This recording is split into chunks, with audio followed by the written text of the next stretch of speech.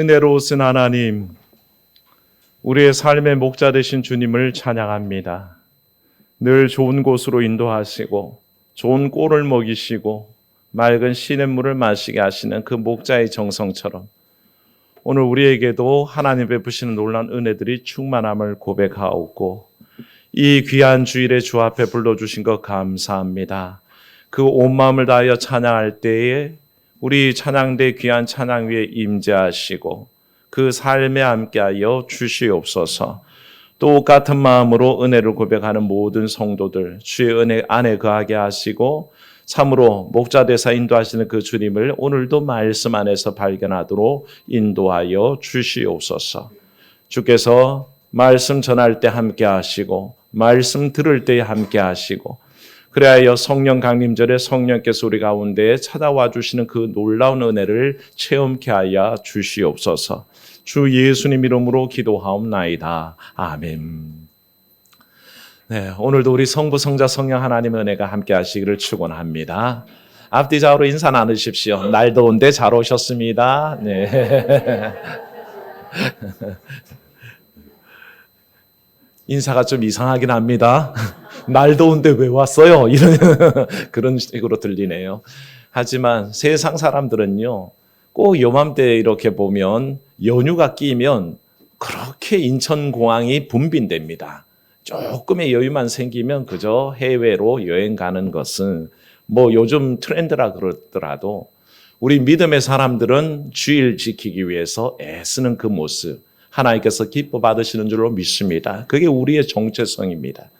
연휴가 다가와도 주일이 끼어 있으면 주일 지키기 애쓰는 거 그게 바로 그리스도인들의 삶의 목적이요. 그렇게 사는 게 우리의 모습입니다.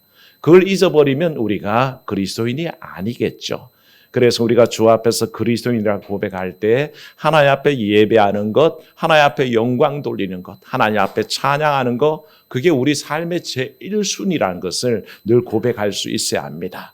특별히 오늘은 성령 강림 주일입니다. 성령 강림의 그 때를 2000년 전에 그 다락방에 임하셨던 성령께서 오늘 우리 가운데 임재하시고 무엇보다 그때 그날을 기념하여서 성령의 역사는 지금도 살아있습니다. 고백하는 때입니다. 한번 따라합시다. 성령의 역사는 지금도 함께합니다. 이 고백이 필요합니다. 우린 늘 그렇게 고백해야 됩니다. 예수께서요, 우리 가운데 오실 때에 오셨던 모습은 여러 가지입니다. 병든 자에게는 치유자로 오셨고 귀신 들린 자에게는 귀신 쫓아내는 모습으로 오셨고 또 어떤 필요에 있는 사람에게는 그 모든 필요를 채워주시고 간구해 주시는 분으로 찾아오셨습니다.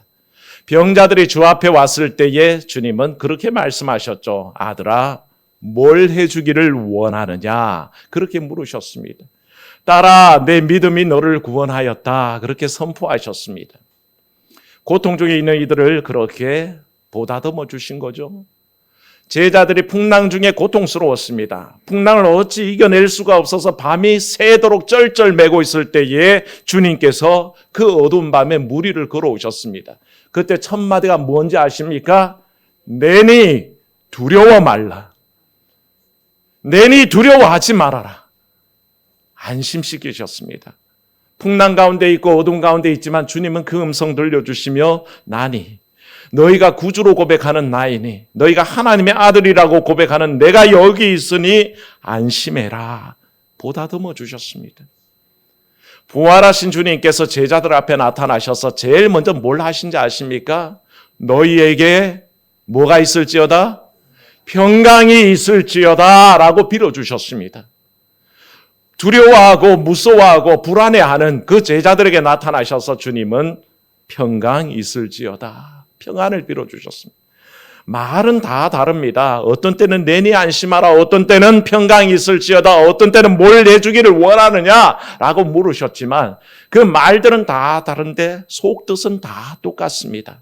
주님은 사랑하는 자들에게 안심시키고 평안 주시고 다 보다듬어 주시기를 원하셨던 겁니다. 그런 은혜가 여러분 가운데 있기를 축원합니다. 주님은 늘 그런 관심으로 우리에게 다가오시는 분입니다. 주님께서요, 사실 제가 이 말씀 자주 드리는데 그 당시 상황 속에 로마의 지배하는 세상을 사람들은 일컫기를 팍스 로마나라고 불렀다고 알려드렸습니다. 팍스 로마나의 뜻이 뭡니까? 로마의 평화라는 뜻입니다. 그런데 사실은 로마가 지배하고 있는 동안에 사람들 가운데 평화가 있었느냐? 겉모양은 그랬습니다.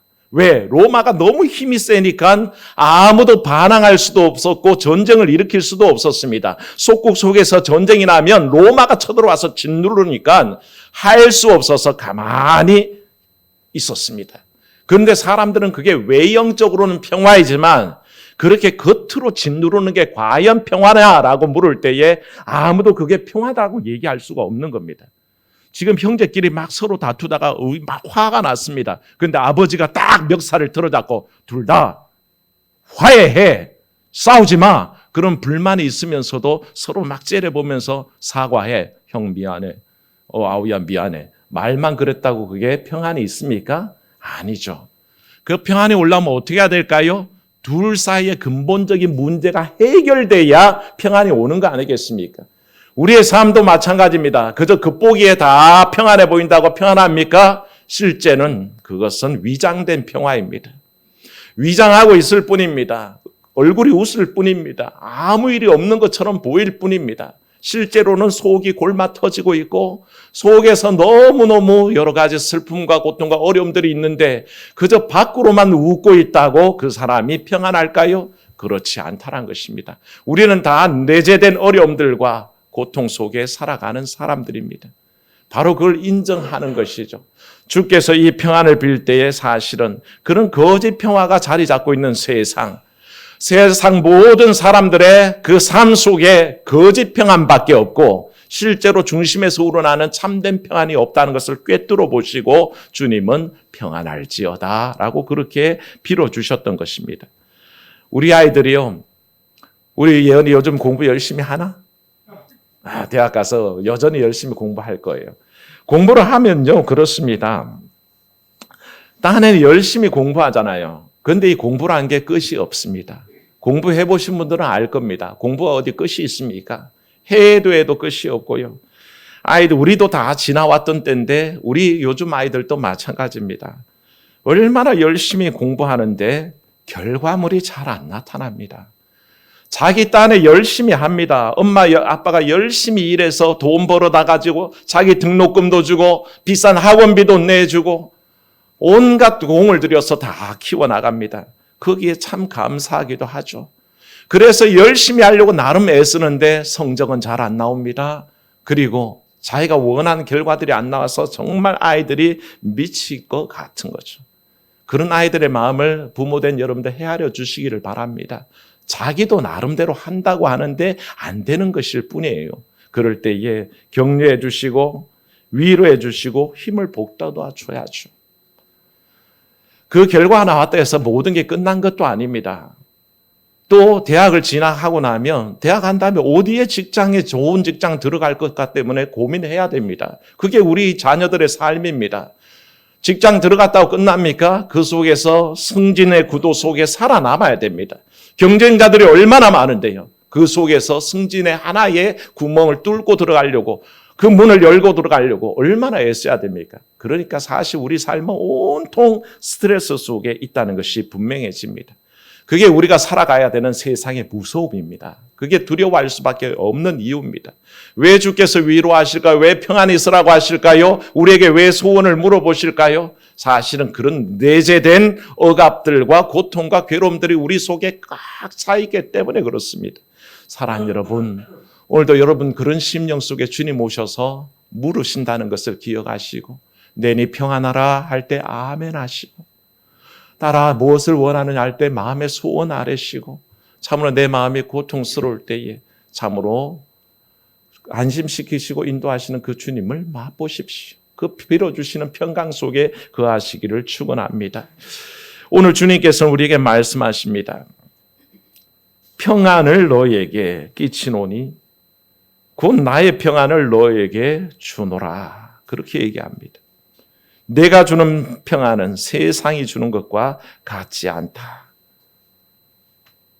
이 말씀하실 때요. 주님의 주시려는 이 평안은 사실은 세상이 주려는 평안과는 전혀 다릅니다. 우리는 때때로 세상 가운데서 얻을 평안들이 있다라고 생각합니다. 그래서요, 돈에 목숨 거는 분들은 돈 열심히 봅니다. 왜? 돈이 내 모든 걱정, 근심을 다 없애줄 거라고 생각하죠. 그래서 참 남들 보기에 폼나게 한번 살아보고 싶은 욕망들이 있게 마련이죠. 그럼 돈 떨어지면 어떡하실래요? 돈이 내 평안을 가져다 준다고 생각했던 사람들, 그러면 돈 떨어진 다음에는 완전히 절망하겠네요.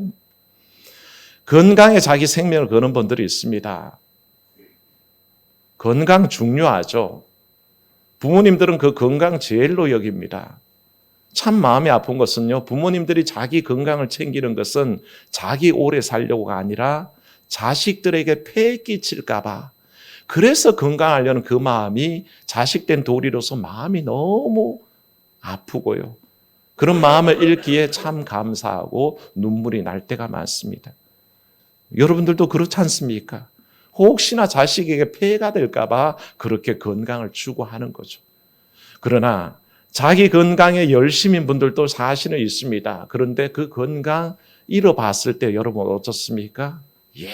거기에 생명 걸었다면 그걸 잃는 순간에 절망할 수밖에 없는 거죠. 우리의 삶은 다변적입니다. 변화무쌍합니다.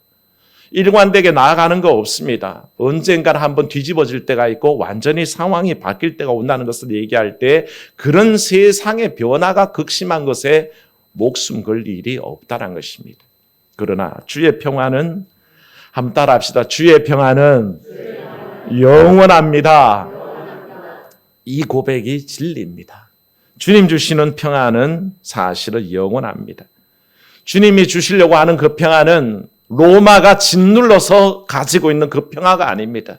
마음속으로부터 우러나는 평안을 주사 이 평안은 어디로 연결되어 있냐면 영원한 생명, 영생으로 잇대어져 있습니다.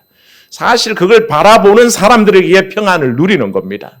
지금 이 땅의 삶뿐이라면 우리는 지금 현상 때문에 막 고달파합니다. 돈이 없으면 돈 때문에 힘들어하고 건강이 이러면 건강 때문에 힘들어하고 상황이 변하면 그것 때문에 막 힘들어합니다.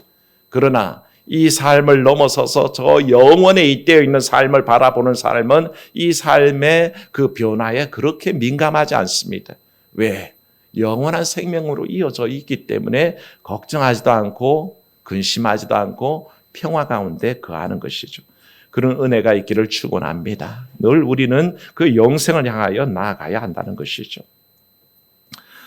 이 놀라운 삶의 비결을 얘기하시면서 주님은 근심할 필요도 두려워할 필요도 없다고 선언하셨습니다.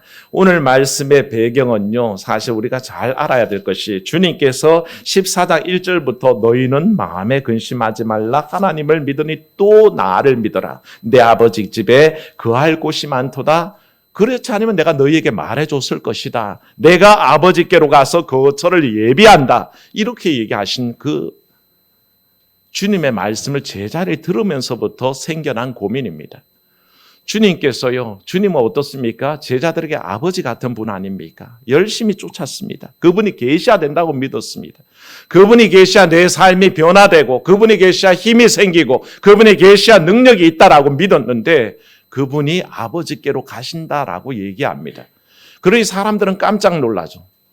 우리 주님께서 아버지께로 가버리셔? 하늘로 가버리셔? 그러면 우리는 어떻게? 라는 생각 때문에 그때부터 두려워하고 근심하기 시작했습니다. 그런데 주님께서 아버지께로 간다는 이 말만 가지고 얘기하는 게 아니라 실제로 주님의 이 말 속에는요, 그 당시 상황들이 고스란히 반영되어 있습니다. 우리가 마태복음 10장 17절로 20절을 보면요, 한번 들어보십시오. 사람들을 삼가해라. 그들이 너희를 공회에 넘겨주겠고 그들의 회당에서 채찍질하리라. 또 너희가 나로 말미암아 총독들과 임금들 앞에 끌려가리니 이는 그들과 이방인들에게 증거가 되게 하려 하심이라. 그렇게 주님은 마태복음 10장뿐만 아니라 이 요한복음의 말씀 속에서도 끊임없이 제자들이 앞으로 당하게 될 탄압과 박해와 핍박의 상황을 전제로 말씀하셨습니다. 이게 그냥 평화로운 때가 아니라 주님이 안에 계시게 보이는 그때를 전제로 하는 겁니다. 그래서 이 말씀의 여러 구절들과 상응하게 사실은 제자들은 십자가의 순교 앞에 혹은 베드로는 거꾸로 지기도 하고요. 그 도끼의 칼날 앞에 화형 앞에 자기 목숨을 내놓을 수밖에 없는 순교의 순간들을 맞이할 수밖에 없었습니다. 그런 상황들이 내재되어 있습니다. 예수 믿는 것 때문에 핍박받을 일들이 가득 차워져 있었던 거죠. 그런 모든 정황을 다 고려할 때에 제자들이 앞으로 가야 될 곳에는 근심이 있었고 걱정이 있었고 두려움이 있었습니다. 여기에 대해서 주님께서요, 사실은 오늘 성령 강림절인데 한 성령을 약속하셨는데 따라합시다. 보혜사. 보혜사 뜻이 뭡니까? 보할 보자에 해, 은혜 해자에 사, 스승사자입니다. 그래서 보혜사라 그러면 은혜로 돕는 스승이란 뜻입니다. 주님은 이 은혜로 돕는 스승에 관해서 앞서 오늘 말씀 14절인데 16절부터 14장 25절부터 지금 우리가 읽었지만 16절 17절에 보시면요. 이미 다른 보혜사를 청해서 그 보혜사가 너희 가운데 오는데 17절 끝부분에 보면 그는 너희와 함께 거하시며 또 너희 속에 계시겠습니다 하셔서 그 성령을 소개하셨습니다. 그 성령이 오늘 말씀에도 그대로 연결되면서 보혜사, 곧 아버지 이름으로 보혜사가 오시는데 뭐라고요? 은혜로 돕는 스승이라 그랬습니다. 성령께서 보혜사께서 오셔서 우리에게 해주실 일이 뭐냐 하면 바로 우리를 은혜로 도와주신다는 거죠. 평강의 삶을 추구하지만 우리 스스로가 어떻게 할 수 없을 때에 주님 한 돕는 스승을 보내주시는데 그분이 보혜사라고 그러셨습니다. 그리고 그분의 특징을 뭐라고 얘기했냐면 그분은 우리를 가르치시고 인도하실 분이다라고 얘기했습니다. 이 보혜사의 헬라어 원어는요. 파라클레토스라는 말을 우리말로 번역한 게 보혜사입니다. 이 그 파라클레토스가 얘기하는 그 원어적인 의미는 그렇습니다. 그 당시에 변호사, 중보자, 조력자, 위로자, 상담자 이런 뜻들을 다 내포한 말입니다. 성령께서 오셔서 바로 우리의 그런 사람, 조력자, 상담자, 위로자 또한 변호사가 되어주신다라고 그렇게 얘기하는 것이죠. 우리 인생이 사실 어디로 갈지 몰라 불안합니다. 저도 불안하고 여러분도 불안합니다. 요즘 현저동이 재개발 때문에 굉장히 얘기가 오가고 있고요. 여러 통화들도 하게 되고 얘기들도 나눕니다. 그래서 전망은 보이는데 저는 요즘 잠을 자려고 누우면요. 밤을 보내는 동안에 성전을 10번 지었다가 10번을 허뭅니다. 별별 생각을 다 하면서 자금 조달은 어떻게 하지? 건축은 뭐에 중점을 둘까? 어떻게 해야 될까? 하나님 앞에 기도하다가 또 온갖 생각들을 하면서 온 밤을 지새다시피 할 때도 많습니다. 왜 그럴까요? 미래이기 때문에 그렇습니다. 안 보이기 때문에 그렇습니다. 어떻게 해야 될지 전망이 뚜렷하지 않기 때문에 결국에 해답은 뭡니까? 주께 기도해야지라는 생각밖에는 안 들지만 인간적인 마음에 길이 보이지 않아서 걱정한다는 것입니다. 여러분들은 어떻습니까? 여러분들의 미래가 보이십니까? 한치 앞을 알 수 있습니까? 내일 일을 알 수 있습니까? 아니요, 몰라요. 우리는 아무도 전망할 수 없고 사실 모릅니다. 그래서 사실은 불안하고 떨리고 두려운 것입니다. 그런데 그 앞길에 놓여진 게 죽음이라면, 그 앞길에 놓여진 게 박해와 핍박이라면 또 어땠겠습니까? 오늘은 순교자 기념주의를 겸하여 우리가 지내고 있는데 순교자들 마음은 어땠을까요? 주님이 이미 말씀하시기를 너희에게 내정되어 있는 그 모든 앞길은 핍박과 환난이다. 사람들이 너희를 붙잡아다 가지고 공회 앞에 넘길 거고 임금과 고관 대작들 앞에서 판결받게 만들 터인데 너희를 욕하고 때리고 모욕할 터인데 어떠냐라고 물을 때 제자들은 어땠을까요? 두려워하고 떨리죠. 알 수 없기 때문에 떨립니다. 그때에 주님께서 말씀하신 게 보혜사가 계신다. 은혜로 보호하시는 스승이 계시니 그가 너희를 인도할 것이고 너희 입에 말을 가르칠 것이다. 내가 그 법정에서 뭐라고 말해야 되지? 내가 그 상황이 닥쳐오면 어떻게 피할 수 있을까라고 근심하는 제자들에게 길을 알려주시되 성령이 오사 알려주시고 가르쳐주시고 인도하실 것이니 너희는 염려하지 말라. 그렇게 말씀하신 겁니다. 바로 성령께서는 그렇게 오셔서 우리 가운데 일할 때에 사랑하는 여러분, 여러분들은 어떻습니까? 우리가 순교의 상황에 직면하지 않더라도 우리 앞에 닥쳐있는 미래를 전망할 수 없는 사건들은 전부 우리를 두려워하게 하고 떨게 하고 무서워하게 합니다. 그런 우리들에게 주님은 오늘 보혜사 성령을 약속하셨습니다. 길잡이요, 인도자요, 보호자요, 조력자요, 상담자인 성령께서 우리와 함께 하셔서 인도하신다는 거죠. 그 약속 믿고 가는 이들에겐 바로 성령께서 인도하시는 놀라운 은혜를 입을 것이고요. 그 능력을 깨닫는 사람들은 모든 일에 승리할 줄로 믿습니다. 이 비결을 깨달았던 사도 바울은요, 빌립보서 4장 13절에 이렇게 고백합니다. 따라합시다. 내게 능력 주시는 자 안에서 내가 모든 것을 할 수 있느니라. 이게 바울의 고백입니다. 인간적으로 연약하고 부족하지만 내게 능력 주시는 자 안에서, 예수 안에서, 성령 안에서, 하나님 안에서 내가 모든 것을 할 수 있느니라. 그렇게 고백하며 승리했습니다.